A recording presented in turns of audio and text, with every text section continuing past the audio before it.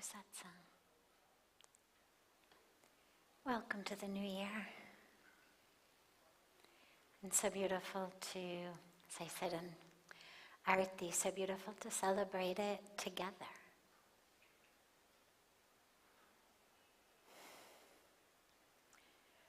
We begin as always with, excuse me, one of the questions that comes in advance from our global family joining us online. And then we'll open it up to any questions that anyone here has. So don't be shy. So many times people say, oh, I was going to ask, but I was shy. So don't be shy. This is a space, a safe space in which together we are diving into truth. So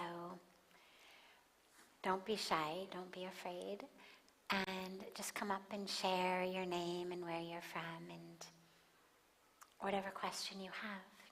But starting here.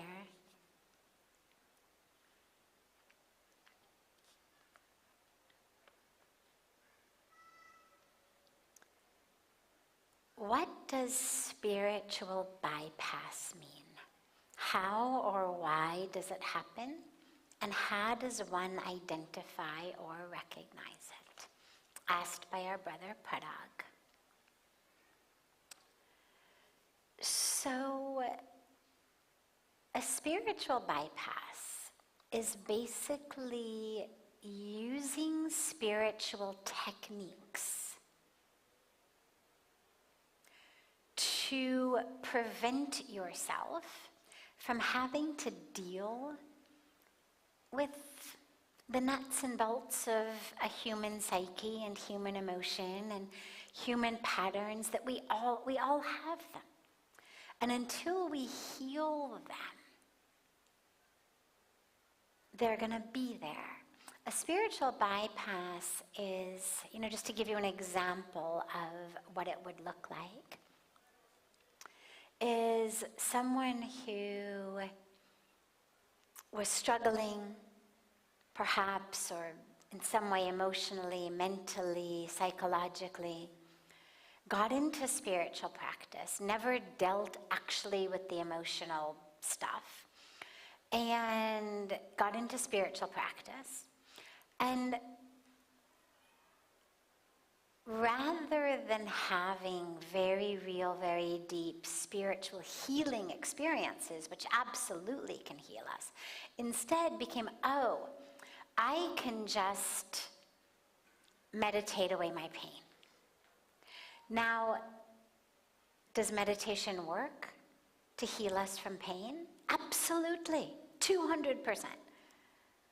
Does yoga work? Does japa work? Does seva work? Absolutely, in a big, real picture way. But in a spiritual bypass, what's happening is you're not actually healing. You're not actually treating anything within. Bypass, literally, I've just gone over. We have, by God's grace, now they've built under Honorable Modiji's government all of these, bypasses on the highways everywhere, and now you can actually get places at a decent speed because you go over cities now instead of through them, or it takes you right around the city instead of through it. So it's helpful if your ultimate goal is just to get from point A to point B in a vehicle as quickly as you can, but it doesn't work emotionally and psychologically. You cannot simply go over or around your patterns. You have to actually either really work through them or let them go in a deep spiritual way. And what I've seen in most cases is it's actually a little of both, or a lot of both. We do our emotional, psychological work, we acknowledge the patterns, we see them, and we do the spiritual work to enable us to let it go. Otherwise, the psychological work will just keep you doing it forever. Oh, this happened again and it triggered me. Oh, this happened again and this happened. Oh, and it's like a never-ending spiral of the workings of your own mind. And that's where spirituality actually can free us, by showing us how to just let it go. Like, you're not that pattern. You're not the body. You're not the narrative. You're not the story. Let it go, for God's sakes. But it has to happen on a really deeply surrendered level. And the way you know, because from the outside, you may not be able to tell. The way that you know is when that person is in situations that otherwise are triggering.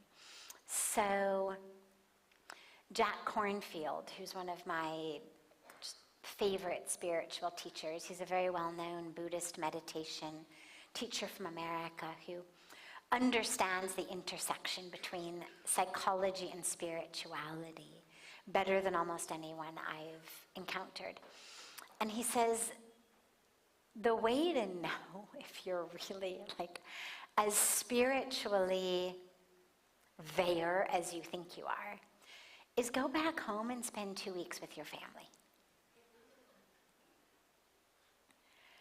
If you still feel as full of light and peace and perfection and grounding and anchoring after 2 weeks back with your family of origin, you may very well be there. But most of us don't. Most of us find ourselves incredibly triggered, incredibly back in patterns. And all that means, it doesn't mean that there's something wrong with you. It just means, hey, you've got work to do. Okay, beautiful. Spiritual bypass is denying that work. And so Jack speaks in his own experience about having come out of a monastery in Thailand, back to America, and feeling totally enlightened and awakened and free of ego and all of that, and what it was like to come back into America and actually have to be in relationship with people, like navigate the world, and actually how much stuff he still had come up. And again, that's the human side of it. We work through it. The spiritual bypass is kind of a defense mechanism, just via spirituality of, I'm not going to do that work. I'm not going to look at it. I'm going to just pretend that because I sit here and chant a mantra all the time, that I am beyond all of that stuff.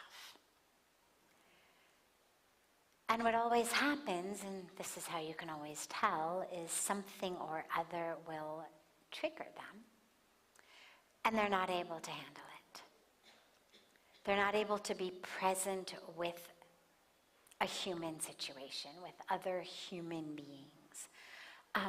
You also just intuitively can feel it, like you know when someone's being genuine and authentic, especially on a spiritual level, and when someone is just kind of going through the motions and, wearing the accessories and doing the part, but not yet really deeply there. So do your work psychologically. Do the emotional work. But allow yourself the spiritual power and possibility of actually being free. Actually being free. I know for me, when I first came to India, I had done lots and lots and lots of psychological work and sort of expected I would do it forever because that was what we were taught and told is, you kind of, this is the stuff you work through forever, and these are your patterns, and these are your issues, and they're going to keep arising, and you'll have moments and stretches of moments that are better than others, and then you'll get triggered, and then you'll be back in that. And it wasn't until I came here that I realized that the potential and the possibility of, oh my God, actually you can be free. Not just a temporary reprieve, not just in remission, but actually free from it. if you are prepared to let go of the story, if you're really prepared to let go of the stories and the whole identity around the stories, then you can actually be free. But you do have to do the psychological work first. Yeah, great question. Other questions? Any question that anyone has? Yes, of course. Come, please. Sure. You right after her.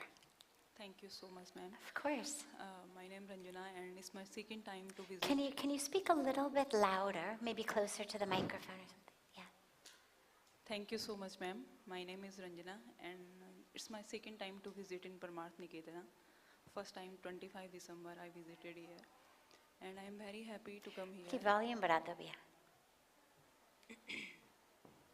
My question from you: how I connect myself 24 time with God, even when I'm busy in my too much official work, in my homework, because I totally want to connect with God. Beautiful. So please. The world is not meant to keep us separate from God. Yes. If you look at throughout history, different religious lineages, different sages and saints and prophets and mystics who have come from all the different religions, what you see are people who move through the world. They may have been temporarily in a cave, under a Bodhi tree, whatever it may be, for a period of time. But they are moving through the world, whether they're monastics or householders, either way. But they're interacting with the world.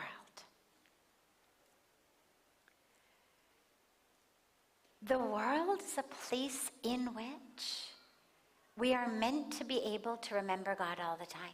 You don't have to leave the world. That's what happens to too many of us, is we get in our minds this idea that I can only be one with God if I'm in this position and my eyes are closed and it's dark, or I'm in the cave, or I'm in the mountains, or this person isn't near me, or you're not saying that. And we set up these borders and walls between us and possibility. भैया दरवाजा बस बंद रखिएगा, खोलना नहीं है ना, यहीं रहो. We set up these walls, rules, regulations. I can only feel God. This person doesn't talk to me, or I don't have to look at this person, or I don't have to go here, I don't have to do that. This pulls me out of my spirituality. This pulls me out of my peace. Ultimately, the goal is to always stay connected. Now, easier said than done, absolutely, but that's the practice. Okay. The power of japa, for me, I have found, is the easiest way to do that. Okay. It gets easier as the years of your sadhana go by anyway. The deeper your connection, the more powerful your connection, the longer you're able to maintain it. Okay. But even so, as you're moving through the world,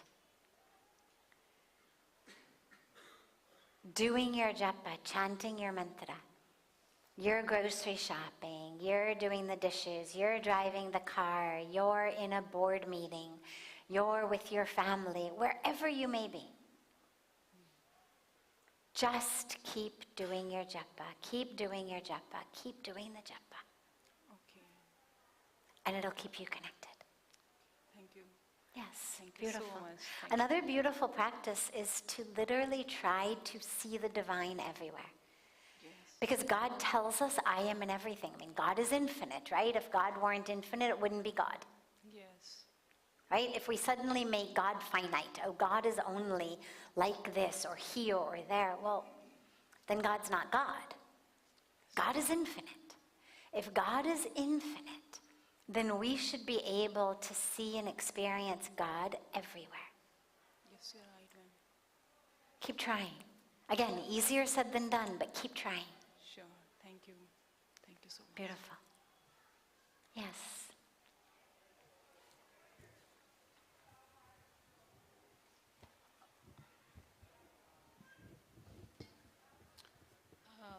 Good evening, ma'am.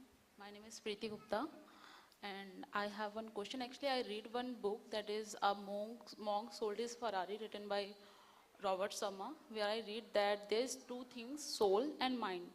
So soul is something that is always pure, and mind is something that is handled by us. Whatever we want to do, we can handle our mind in the way. So our soul is always pure. The first thing is this. So when we die, what release from our body is our soul. So most of the time I have seen that people are saying that this is the karma of your previous life, previous birth. How it can be the karma of previous birth? Because it is soul, and soul is always pure.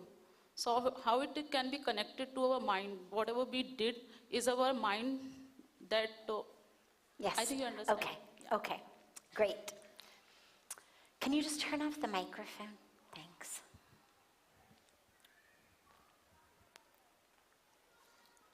Oh yeah, Karthi, I think so. It echoes in here, and they keep forgetting to turn it off in between, so you can just do it.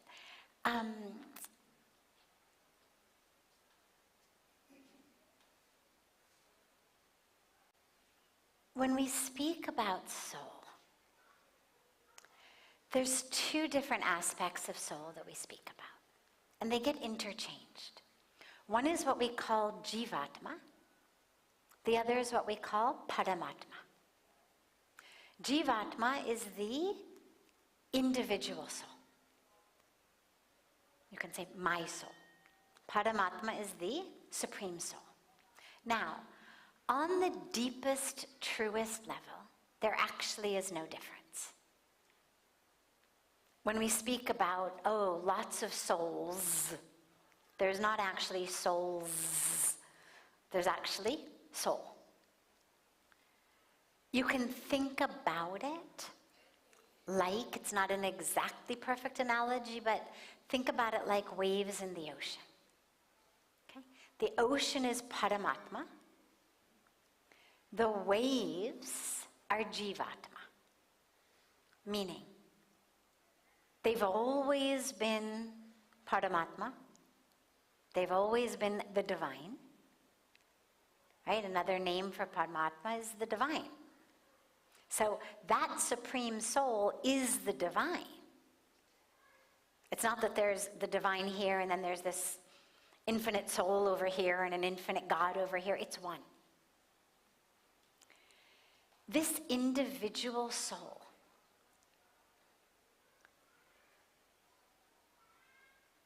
arises out of, in Maya, this illusion. We have this cycle of creation, of sustenance and dissolution, and we have a situation in which our individual soul, our Jivatma, has a karmic package that it is working through in different lifetimes. Doesn't mean it's not pure. It's totally pure. But there is what we call the subtle body, Sukshma Sharir, that goes with the Jivatma. And this is very high philosophy and complex philosophy, and we don't have time to do it really justice right here, so I'm just kind of giving you the simple pieces. Your soul, number one, is part of, connected to, inseparable from the divine soul Paramatma. So that soul of you is divine, is whole, is infinite, is definitely pure. Never been anything but pure, doesn't have to be purified. However, in this temporary wave form in the ocean, it has become associated with, you could say, a subtle body, a sukshma sharir, and that association has a karmic package. And everything we do in every life, because then that package of soul plus subtle body takes on a physical body. Then you've got actions. Then you've got thoughts. Then you've got emotions. You've got all of that, choices, decisions, everything that we do. All of those actions are what we call karma, and they create a karmic bank account. And as long as there is a karmic bank account, that jivatma with the subtle body is going to keep taking birth after birth after birth. Eventually what happens is, through our practices of sadhana, but even more than that, through total surrender. Through total surrender. This is Bhagavan Krishna's core teaching in the Bhagavad Gita. Surrender. Surrender. Just whatever you do, surrender it to me. Just realize everything you are, everything that's happening, everything, just surrender it to me. Through that practice of total surrender, what happens is the subtle body, man, buddhi, ahankar, the mind, the intellect, the ego, gets burned off. Its karmic work is done. It is purified, because that's where the impurities lie, in man, buddhi, ahankar. Our mind, our intellect, our ego, those aspects are where the impurities are. Through that spiritual practice, through the surrender, that subtle body becomes purified, it burns off, the jivatma returns to Paramatma, the wave comes back into the ocean and just reunites with the ocean, from which it never really was separate. There was just a temporary moment in time in which it was identified with these other finite aspects. Does that make sense? That was very deep, Vedantic studies in 3, 4, 5 minutes. So does that all make sense? Okay, good. But the piece that's most important to remember for each of us in our lives is the very core of who you are is soul. The soul is always pure. It means the very core of who you are is always pure. All of the impurities arise in here, the different aspects of the mind.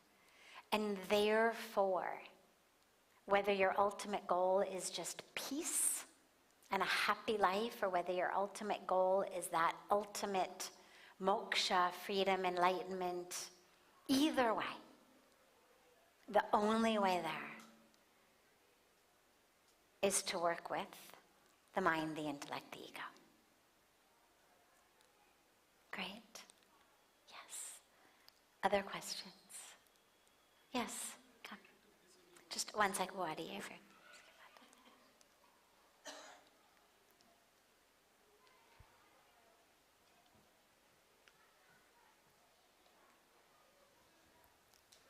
Om Namah Shivaya. Om Namah Shivaya. I just want to be so grateful to you, because for past 1 year, there's something big circle that I've been going through. And today, the 2 messages that you said, the first one, which was, is there an alternate? What's an alternative? In a way to how I can look at differently, to not match the similar action or whatever, that emotion turmoil is. Struggling to, but then by God's grace, the mind was always working. No, there has to be another alternate. Always. And to the other, which is it worth it? I've lived the whole year with the two, Wonderful. by myself. But today, you reinforcing it for 2025, I just feel that I wasn't alone. So grateful. There's another thing, the second part, when you said, let it go. Is it worth it? Is it worth it? Yeah. Unless. See, there was a pause when you said, is it, you just ask yourself, is it worth it? Is it worth it? And then there was a silence. So when do you know when it's not worth it? Great question. How do you know if the pain and anger you're holding on to is worth it? Pretty much it's never worth it. I was trying to think of a situation where it might be worth it. It's pretty much never worth it. The only time that any of that is worth it is, let's say, for example, let's say that I have an alcohol addiction or a drug addiction or a gambling addiction.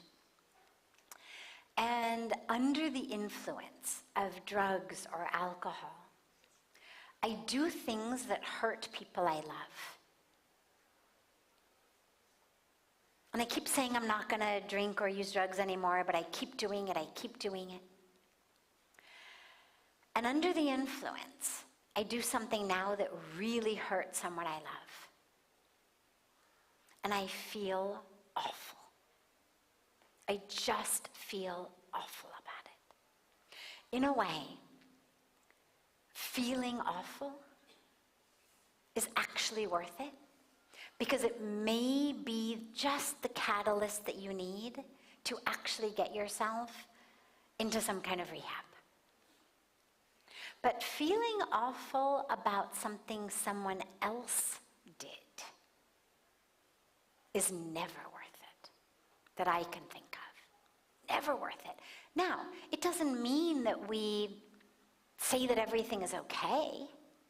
Letting things go does not by any means mean that we're condoning it.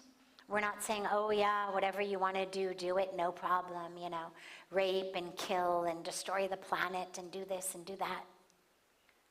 We're not saying that.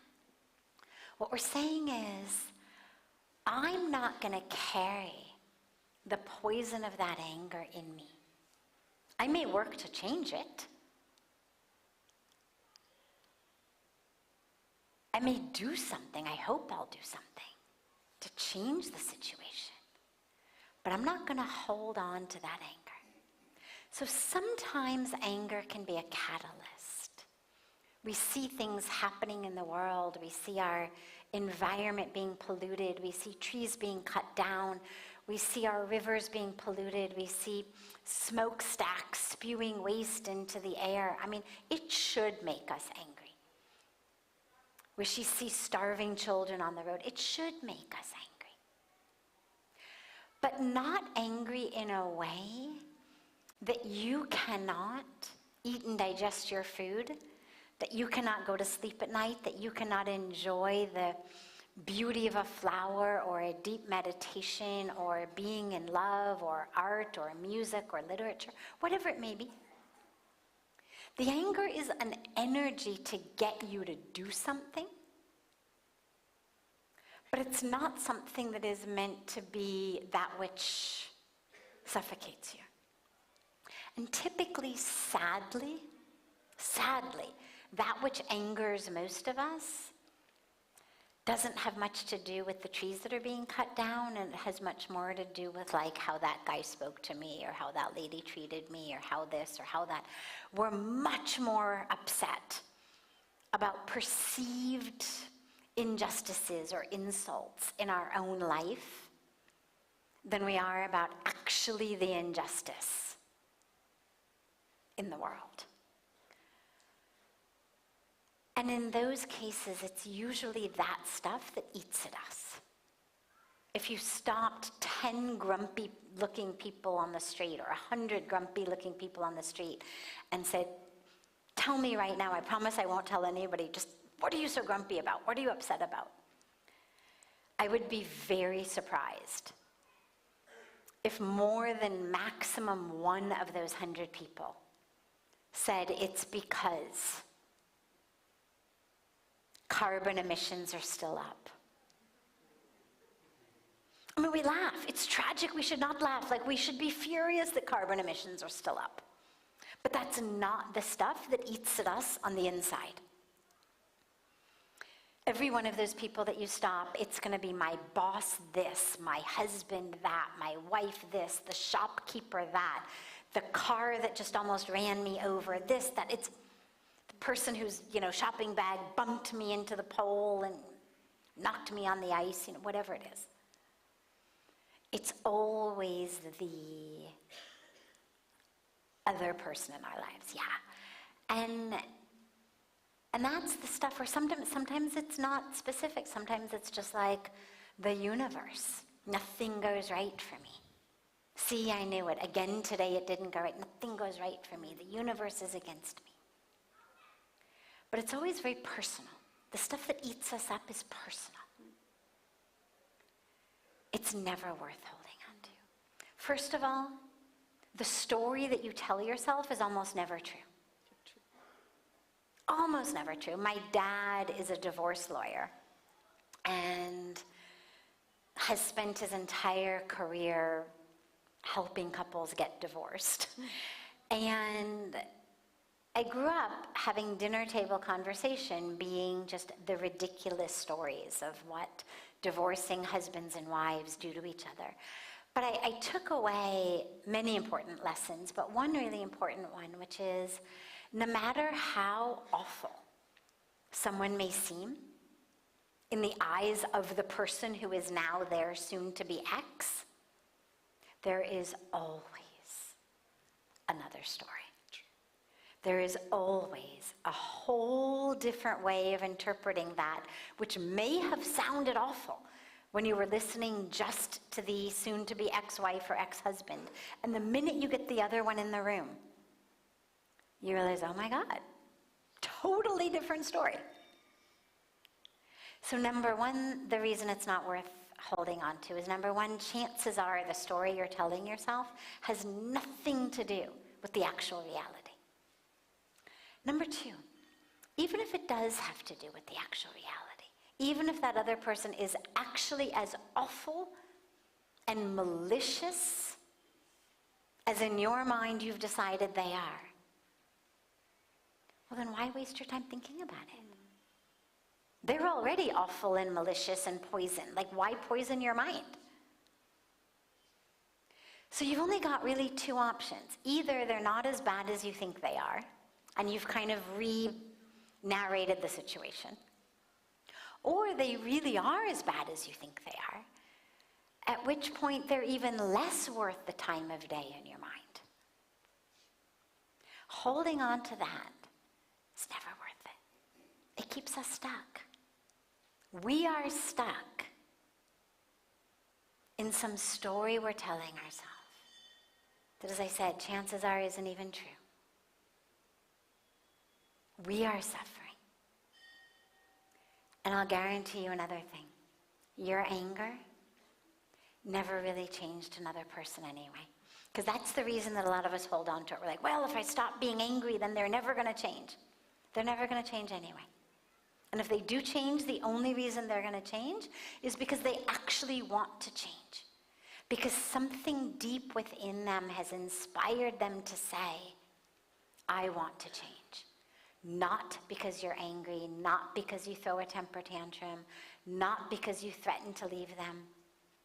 All that's going to do at the best is get them to do a bit of behavior modification, a bit of drama,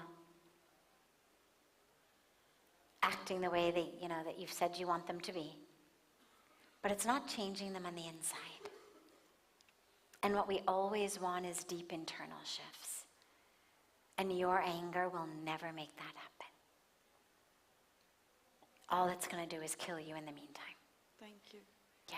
Can I also take a moment? It's going to be a very big submission today, because you, while telling me all this, you opened one big part of me. You know how when I said worth it, you started off alcohol.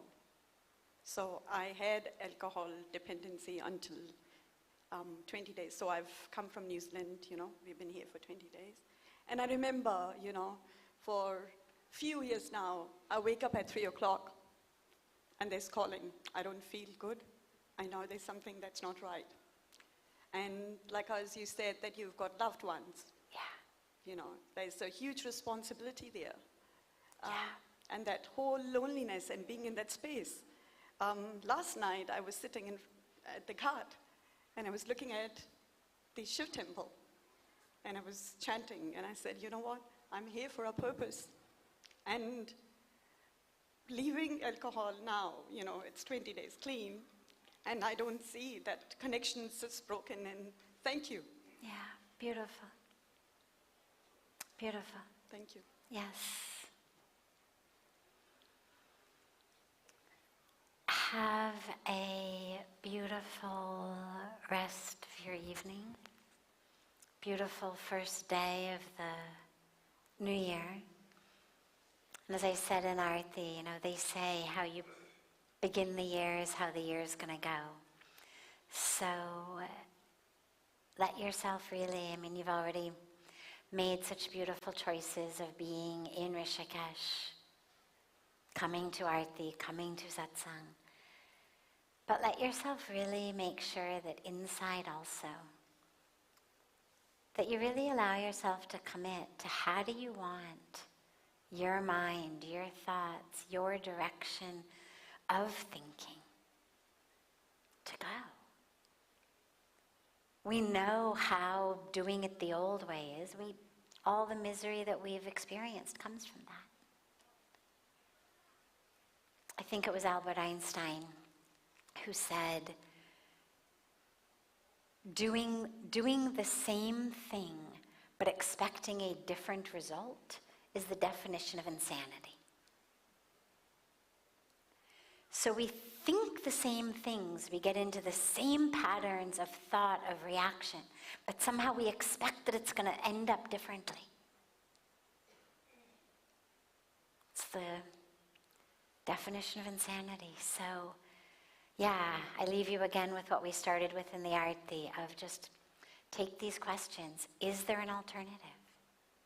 Think of all of the beautiful spiritual people you know and ask yourself, would that person react like this? Would that person think like this? If this happened to that person, would they have the same read on the situation? And if not, then elevate yourself. Choose a different path. And of course, the other question that she just reminded us of, is it worth it? And holding on to anger, holding on to pain is never worth it. If it can catalyze you into action that will help heal the world, let it catalyze you. But let go of the pain inside. And if it's not about the trees and the climate and children dying of hunger, but it's about your own narrative, your own story, your own ego game, just let it go. Just let it go. How many minutes of our life are we going to spend wrapped up in our own stories? Right? It's like watching bad reruns on TV. You're like, oh yeah, I've seen this one. I know this one ends up. Why waste time? Have a beautiful night and look so forward to seeing you all tomorrow.